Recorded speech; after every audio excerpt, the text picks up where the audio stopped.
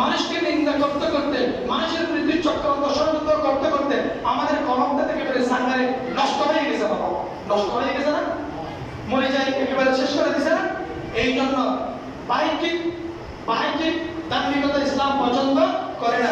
ইসলামের নির্যাস হলো আপনি অন্তরের দিক দিয়ে আপনি কি হবেন, মুমিন হবেন, আন্তরিকভাবে আপনি ইমানদার হবেন, মুমিন হবেন। আপনি মানুষকে দেখানোর জন্য নামাজ পড়বেন, নো নো, আপনি নামাজি নন। মায়ের ধমকে, বাবার ধমকে, মসজিদে সেই বাবা মায়ের ধমকে গিয়েছে, মসজিদে গিয়ে সে করতেছে, একে খোদা দিচ্ছে, ওরকম অনেক ছেলে করে না। নামাজের যে একটা তৃপ্তি, আকর্ষণ, মহব্বত, নামাজের মাধ্যমে সে রবের সাথে যে একটা সন্তুষ্টির একটা মানে কানেকশন, এটা সে বুঝতে পারে না। সে ভয়ে নামাজ পড়তেছে, আমার আব্বু বলছে, আমার আম্মু কথা দিচ্ছে, আমি এই জন্য নামাজ পড়তেছি। সমাজের মানুষ ভয় হয়ে গেছে, নামাজ না পড়লে আমাকে খারাপ চোখে দেখবে, আমি এই জন্য নামাজ পড়তেছি। এই নামাজ আপনাকে জান্নাত দেখাবে না। রাসূলুল্লাহ সাল্লাল্লাহু আলাইহি ওয়াসাল্লাম ইরশাদ করেন, বুনিয়াল ইসলাম আলা খামসিন, ইসলামের স্তম্ভ হলো পাঁচটি। শাহাদাত, সাক্ষ্য দেওয়া আল্লাহ ইলাহা ইল্লাল্লাহ, আল্লাহ ছাড়া কোনো মাবুদ নাই, আল্লাহর সমকক্ষ সমতুল্য কেউ নাই। এটা বলেন আবার অনেকে গিয়ে বাবার পায়ে গিয়ে দুম মাথা মারে, সিজদা মারে, নাউযুবিল্লাহ বলেন। আমার মাথাটা আমি সিজদা করব শুধু আমার রবের সামনে। কার সামনে? রবের সামনে। কোন কাকমল্লা যদি বলে ফিরিকে সিজদা দেওয়া জায়েজ, ওই এক বাক্য ধরে নেবেন শিরকের নামাজ, সে কি দান্দাবাজ। আমার মতন পাঞ্জাবি টুপি পরে অনেক টাউট, অনেক পাটপার নামাজ ধারণ করে জাতিকে বিভ্রান্ত করার জন্য বিভিন্ন রমজানের দাঁড়িয়ে আছে আপনাকে কষ্ট করার জন্য। খবরদার, আপনার মাথা কখনো পীরের কদমে গিয়ে ফেলে দিবেন না। মাথাটা কার জন্য? মাথাটা কার জন্য করব? আল্লাহর জন্য। আল্লাহর সমকক্ষ সমতুল্য কেউ নাই। এরপরে কি? وأن محمد عبده ورسوله, হযরত মুহাম্মদ সাল্লাল্লাহু আলাইহি ওয়াসাল্লাম আল্লাহর প্রিয় বান্দা এবং তিনি আমাদের রাসূল। এরপর ওয়া ইকামাস সালাত, তোমরা নামাজ আদায় করো, ওয়া ইতাআজ যাকাত, তোমরা যাকাত প্রদান করো, ওয়াল হজ্জ, যদি সামর্থ্যবান হও তাহলে তোমরা হজ করো, ওয়া সুম রমাদান, রমজান মাসের রোজা আসলে রমজানের 30টি রোজা, 29টি রোজা, যতগুলো রোজা ফরজ হয়েছে ওই ফরজ রোজাগুলো তোমরা কি করো? পালন করো। ইসলামের স্তম্ভ কয়টি? 5টি। আচ্ছা, আলহামদুলিল্লাহ।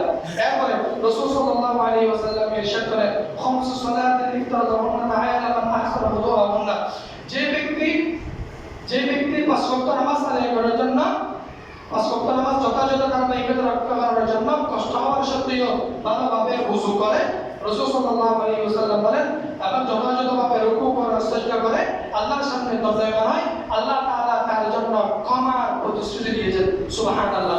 আর যে ব্যক্তি 5 ওয়াক্ত নামাজ পড়ে না, পবিত্রতার সাথে ওযু করে না, আল্লাহ তার সাথে কোনো ওয়াদা করেন নাই। ইনশাআ গফারা, আল্লাহ চাইলে তাকে ক্ষমা করতে পারে, ও ইনশাআ আযাবা, আল্লাহ চাইলে তাকে শাস্তি প্রদান করতে পারে। আল্লাহ আমাদেরকে শাস্তি থেকে বাঁচান, তৌফিক দান করুন, প্রত্যেকে বলুন আমিন। وعن أم سلمة أن النبي صلى الله عليه وسلم حين حضر جعل يقول الصلاة وما ملكت أيمانكم فجعل يتكلم بها وما يكاد يقول بها لسانه. رسول الله صلى الله عليه وسلم ارشاد করেন, রাসূল সাল্লাল্লাহু আলাইহি ওয়াসাল্লাম ইন্তিকালের অল্প কিছু মুহূর্তে শেষ বাক্য বলবেন, তেমন কথা বলার মতো জবান মুবারকের মধ্যে শক্তি নাই, সুযোগ নাই, সময় নাই। শেষ বাক্য তিনি বলে যাচ্ছেন, ও বান্দা, তোমরা নামাজ হেফাজত করো, তোমরা নামাজকে সংরক্ষণ করো, তোমরা নামাজি দলের অন্তর্ভুক্ত হও। সুবহানাল্লাহ। বাবা যখন মারা যাবে শেষ বাক্যটি, লাস্ট বাক্য কোনটা বলবে? যেটা অন্তিম জরুরি বাক্য সেটাই তো বলবে, ঠিক না?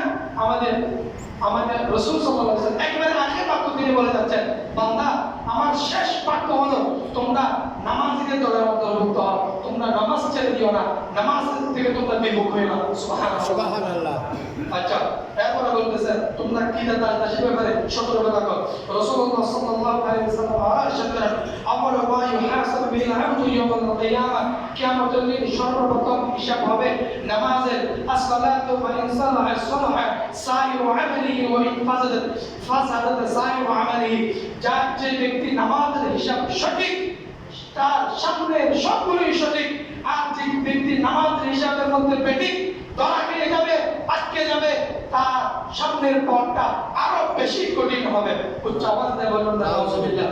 আচ্ছা এরপর রাসূল সাল্লাল্লাহু আলাইহি ওয়াসাল্লাম ইরশাদ করেন ওয়া আব্দুল্লাহ ইবনে আন নবী সাল্লাল্লাহু আলাইহি ওয়াসাল্লাম আন্নাহু যাকারা সালাত ইয়াওমান ফাকালা মান হাফাযা আলাইহা কানাত লাহু নূরান ওয়া বুরহানান ওয়া নাজাত ইয়াওমাল কিয়ামাহ।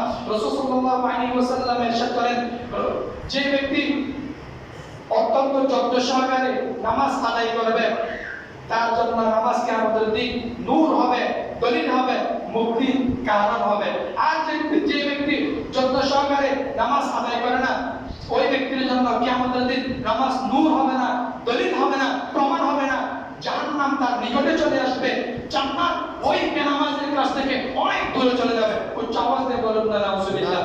এরপরে হাদিস শরীফের মধ্যে আল্লাহ তাআলা ইরশাদ করেন, আল্লাহ রাসূল সাল্লাল্লাহু আলাইহি ওয়াসাল্লাম ইরশাদ করেন যারা নামাজ পড়ে না ওয়া কানা ইয়াউমাল কিয়ামাতি মা'a কারুন ওয়া ফিরআউন ওয়া হামান ওয়া উবাই বিন খালদ, যারা নামাজ পড়ে না বেনামাজি তারা কিয়ামতের দিন উঠবে, কার সাথে উঠবে? ফিরআউনের সাথে, কারুনের সাথে, হামানের সাথে, উবাই বিন কালবের সাথে। নাউজুবিল্লাহ বলেন না। আর যারা নামাজ পড়বে তারা উঠবে সিদ্দিক আকবরের সাথে, হযরত আলীর সাথে, ফারুক আযমের সাথে, গাউসে পাকের সাথে, ইমামদারদের সাথে, রোজাদারদের সাথে, হজ আদায়কারীদের সাথে, যাকাত প্রদানকারীদের সাথে, সিদ্দিকদের সাথে, শহীদগণদের সাথে। উচ্চ আওয়াজ দিয়ে বলুন সুবহানাল্লাহ।